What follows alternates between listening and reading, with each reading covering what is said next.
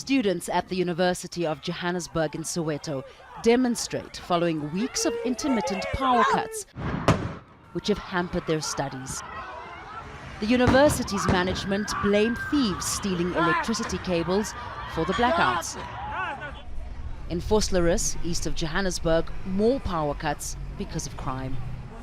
NESLEY LESHOPE owns a small food business which is costing more to keep open because she has to buy gas to replace the electricity supply. So already the customer demo. So we normally start at 5 a.m. and that's when we get most of our customers. We have to tell them there's no power, and so we lose those morning customers, school children and commuters. Thieves have been videoed digging up cables, sometimes in broad daylight.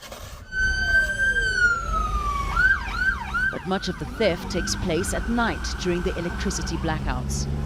While South Africa is battling to keep its lights on because of issues like aging facilities, the problem's being worsened by rampant crime. Electricity cables are being stolen at an alarming rate, and officials are trying to stop as much of it as possible.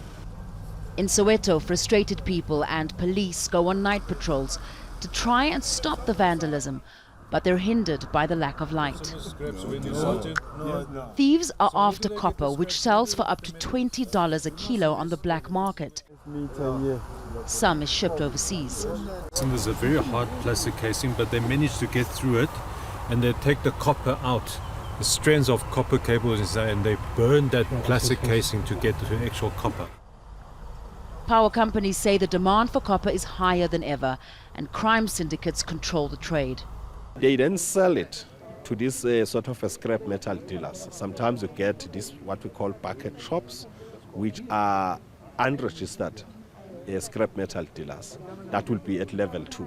Then from level 2, they then take it to like your recyclers and your refineries. And those are the guys then who will granulate this thing, and by granulating it, they deform it.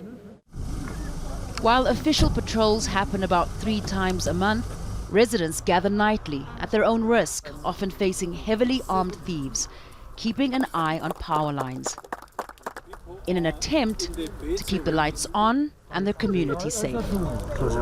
Fahmida, Al Jazeera, Soweto, South Africa.